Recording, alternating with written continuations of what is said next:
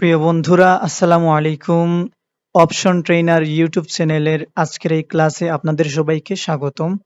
প্রিয় বন্ধুরা, আজকে আমি আপনাদেরকে এই ভিডিওতে কিভাবে একটি কভার পেজ তৈরি করতে হয় বা কিভাবে একটি কভার পেজ তৈরি করবেন সেই সম্পর্কে আমি আপনাদেরকে দেখিয়ে দেব।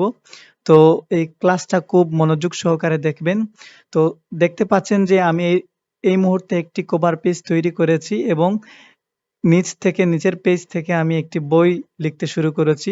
তো বিভিন্ন সময় আপনাদের হয়তো এইভাবে প্রয়োজন পড়তে পারে যে একটি বই তৈরি করবেন, কিন্তু কভার পেজ কিভাবে তৈরি করবেন। তো এর জন্য সহজ একটি মাধ্যম রয়েছে। আপনি যদি ইনসার্টে যান, ইনসার্টে যাওয়ার পর এই যে দেখতে পাবেন যে কভার পেজ, তো এইখান থেকে আপনি কভার পেজ তৈরি করতে পারবেন। তো আজকের এই ক্লাসে আমি আপনাদেরকে এই ইনসার্টের কভার পেজ সম্পর্কে বিস্তারিত আমি আপনাদেরকে দেখাবো। তো সেজন্য আমি একটি নতুন করে মাইক্রোসফট অফিস ওয়ার্ড ওপেন করছি।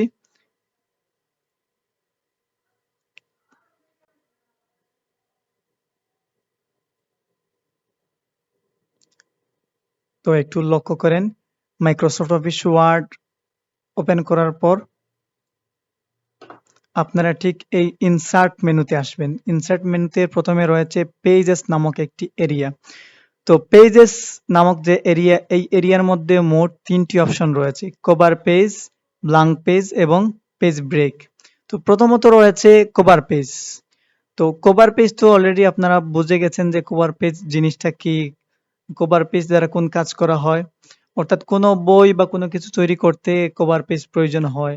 অর্থাৎ বইয়ের সবচেয়ে উপরের যে গাড়ি পেজটি রয়েছে সেই পেজটির নাম হচ্ছে কভার পেজ। তো আমরা চাচ্ছি যে এখন একটি কভার পেজ তৈরি করব। তো কভার পেজ তৈরি করতে হলে প্রথমত আপনার এই ইনসার্ট মেনুতে যেতে হবে। তো ইনসার্ট মেনুতে যাওয়ার পর আপনার প্রথমত এই কভার পেজে ক্লিক করতে হবে। কভার পেজে ক্লিক করার পর আপনি বিভিন্ন রকম কভার পেজ দেখতে পাবেন। আপনার যেটি ইচ্ছা যেটি আপনার পছন্দ হয় এইখান থেকে আপনি সিলেক্ট করতে পারবেন।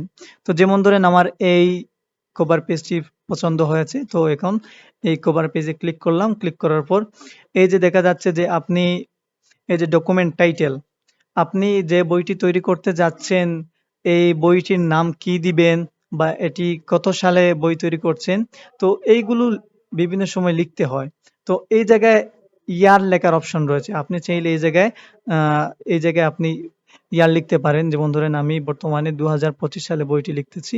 তো সেক্ষেত্রে আমি ২০২৫ দিয়ে দিলাম। তো এই জায়গায় যেমন ধরেন আমি বইটির নাম দিতে যাচ্ছি যে অপশন বুক। তো আমি লিখলাম অপশন বুক। তো এইভাবে আপনি ইচ্ছামতো এই কভার পেজটিকে এডিট করতে পারবেন। আপনি যেইভাবে লিখতে চান সেইভাবে। তো আমি এই বইটির নাম দিয়েছি অপশন বুক এবং এই এর ইয়ার দিয়েছি, সাল দিয়েছি ২০২৫। তো আমি চাচ্ছি যে এই কভার পেজটিকে আরো একটু এডিট করব। বর্তমানে যে কালারটি রয়েছে এই কালারটিকে পরিবর্তন করব। তো সেক্ষেত্রে আমি এই কালারের উপর একটি ক্লিক করব। তো ক্লিক করার পর এই দিকে একটু লক্ষ্য করলে দেখবেন যে ফরম্যাট নামে একটি অপশন এসেছে। তো এই ফরম্যাটও ক্লিক করবেন। ফরম্যাটে ক্লিক করার পর এই যে আছে শিপ ফিল, এই শিপ ফিলে গেলে আপনি কালারটি পরিবর্তন করতে পারবেন। তো এইভাবে কালারটি পরিবর্তন করতে পারবেন ইচ্ছামতো। তো এই জায়গায় আপনি কোনো কিছু লিখতে পারবেন। অর্থাৎ আপনার লিখার জন্য অনেক অপশন থাকবে। আপনাদের ইচ্ছামতো আপনি লিখতে পারবেন। এই কোনো বই তৈরি করতে হলে বইটির ডেসক্রিপশন, বর্ণনা দিতে হবে। তো সংক্ষেপে আপনারা বর্ণনা লিখতে পারবেন যেকোনো অপশনে। তো পরবর্তী অপশনটি হচ্ছে ইনসার্টের এই ব্ল্যাঙ্ক পেজ। এখন আমি দেখিয়ে দিচ্ছি যে আপনারা একটি কভার পেজ আনার পরে সেটি আবার কিভাবে রিমুভ করবেন। তো রিমুভ করতে হলে এই কভার পেজে ঢুকবেন। আবার ঢোকার পর এই নিচের দিকে এই যে রিমুভ কারেন্ট কভার পেজ, এই অপশনে ক্লিক করলে কভার পেজটি রিমুভ হয়ে যাবে। তো আরেকটি অপশন রয়েছে যে ব্ল্যাঙ্ক পেজ। ব্ল্যাঙ্ক পেজ মানে আরেকটি পেজ। তো বিভিন্ন সময় আপনার যেমন ধরেন আমার এই পর্যন্ত কাজ করে আমার কাজ শেষ, আমি নতুন একটি পেজ আনবো। তো সেক্ষেত্রে আপনার এই ব্ল্যাঙ্ক পেজ ব্যবহার করতে হবে। এখন যদি আপনি ব্ল্যাঙ্ক পেজে ক্লিক করেন তাহলে নতুন নিচের দিকে নতুন আরেকটি পেজ এসে যাবে। তো এইভাবে ব্ল্যাঙ্ক পেজ দ্বারা নতুন পেজ আনা হয়। তো পেজ ব্রেক আরেকটি অপশন রয়েছে। পেজ ব্রেক মানে হচ্ছে আপনার পেজের কাজ শেষ। যেমন ধরেন আমার এতটুকু লিখে আমার কাজ শেষ, আমি নতুন আরেকটি পেজে চলে যাব।